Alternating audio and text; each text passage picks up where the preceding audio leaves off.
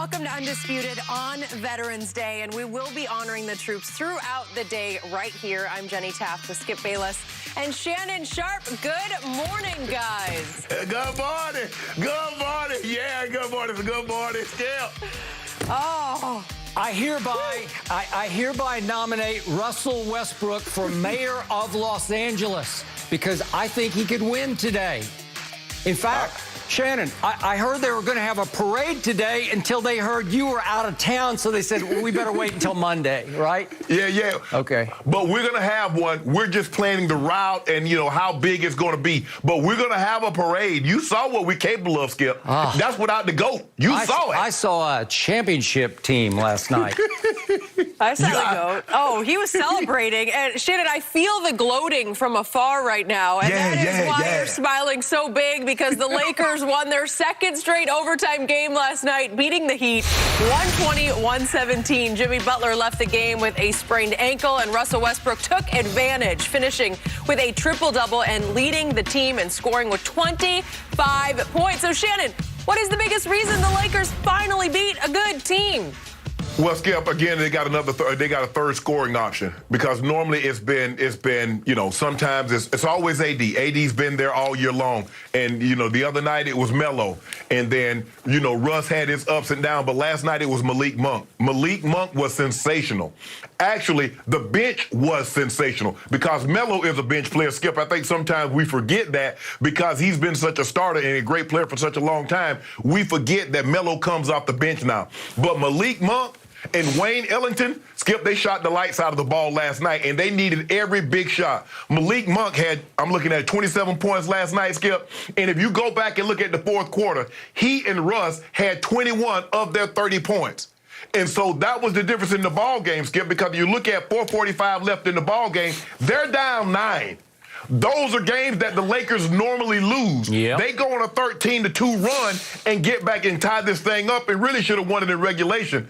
And the Heat missed some easy looks down the stretch. Tyler Hero had a wide-open three that would have given them the game in regulation, and I'm glad he kind of got cold at the end of the ball game. But I think, Skip, as long as you can find that third scoring option, because when they signed Russ, that's one of the reasons that they signed Russ, so he can be the third scoring option, because you can pretty much count on him. He's going to do one thing, Skip. He's going to put up enough shots where he get points, but if you let him have the ball too much, he's also going to turn the ball over enough that you're going to feel like, damn, we could possibly lose this ball game. And again, he almost had a quadruple double. Skip, I think I'm going to start charting, because I think they're really generous with Russ on the turnovers, because they only had him for 8. But by my calculation, it might have been 10 or 11. I agree. But I'll leave him at 8. But Skip, down the stretch, he played really well. He made some big shots down the stretch in the fourth quarter. Now, I believe he could have got a better shot. And at no point in time, when I saw him get the ball, he waved him off. And it's like 12 seconds. I said, nobody else is getting this ball. Russ is going to take this last shot. And I said, we're going to overtime. At no point in time did I think that shot he was about to shoot was going to go in. But I believe the biggest difference in this ball game, Skip, was our bench. You get 51 points from your bench, and you get Wayne Ellington, who's just coming back. He was 4 of 6 from the three line. Malik Monk was 4 of 7 from the 3 line. And Skip, when you look at it, that was the difference. 18 to 38 from the 3. That's 47%. 50% from the floor. You're supposed to lose this game if you turn the ball over 22 times and the other team turns it over 14. They go 27 of 35 from the free throw line. You go 10 of 16 from the free throw line. But when you make 18 threes out of 38, when you shoot 50% from the floor, you're going to give yourself a chance. The game probably shouldn't have been this close if the Lakers just do a better job of taking care of the basketball. They didn't, but they found a way to win. Skip, we've talked about this for the first 2-3 weeks of the season, is that they're finding ways to lose. Where last night, they dug down 9 with 4:45 left, go on that run, and they found a way to get the game to overtime and win the ball game. I like what I saw, because you do know this, whether it's 1 month, 1 week, or 2 months, GOAT James is coming back. And when he comes back, with the way Monk is playing, Wayne Ellington is getting back into shape.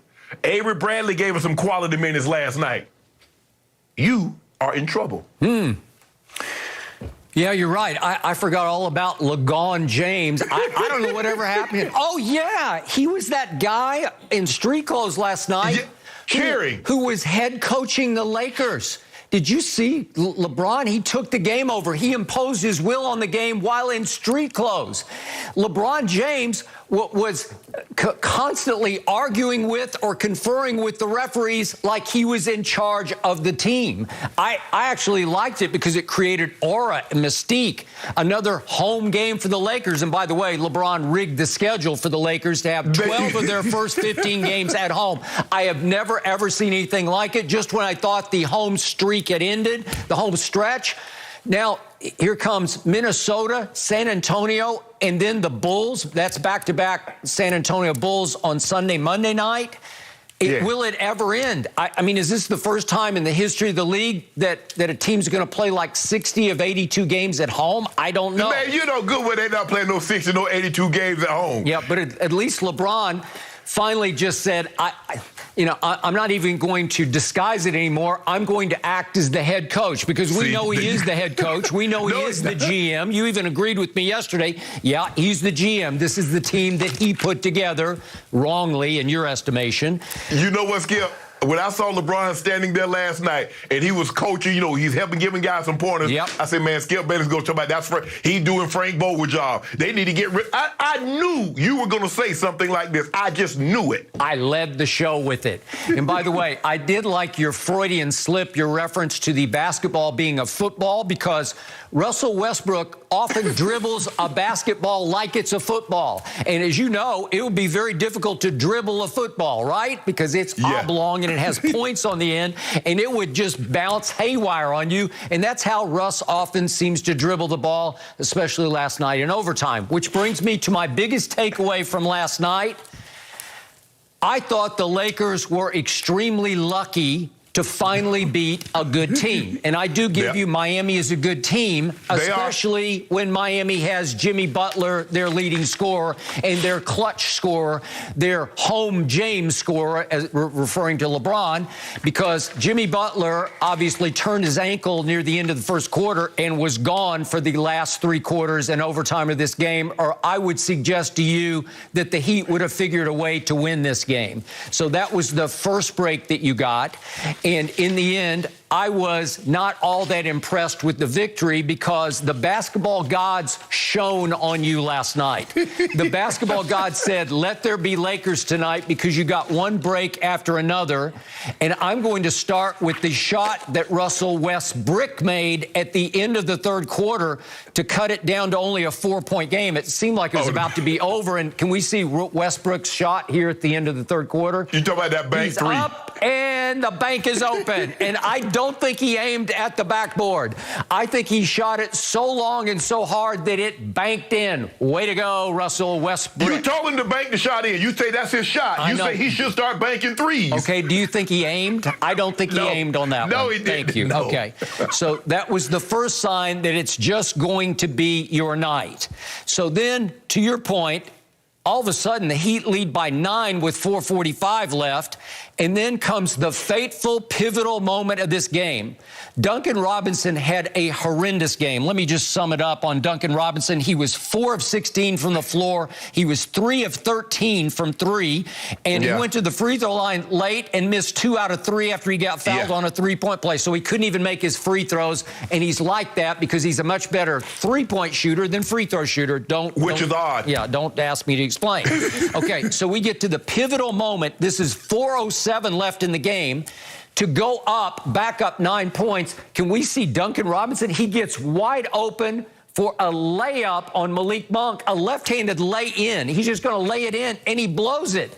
And Monk comes back to the other end and says, I got this. And he shoots it from way downtown, and makes it. And all of a sudden, I look up and I say, wait a second, you just cut it back to 4 points. You're back in the game. And then can we see your next sign that the gods were with you? The Avery Bradley 3. This is 3:12 left in the game. This is to cut it to a 3-point game. Here's Avery Bradley, and he's been hot. He'd made his first 3 threes, and he just rips it in off the glass. Did he aim for glass? Nothing but glass. No. He almost broke the glass. He and Westbrook, I think they needed to go check the glass, make sure it wasn't cracked by either of those shots. Both of them fell, and that's when I said, okay, it's just the Lakers' night. And then a shock to me happened down the stretch. Under a minute left, Russell Westbrook, not Brick, Russell Westbrook said, give me the damn ball and get out of my way. And what did he do at 52 seconds left and then at 27.4 seconds left? Could we please see Westbrook in action? He dared him to take that jump shot, and he nailed it. I was like, you made it. And then he just drives in the lane on P.J. Tucker and shoots a fadeaway, and he makes it. These are two big-time clutch shots to put the Lakers up 2 and the Lakers up 2.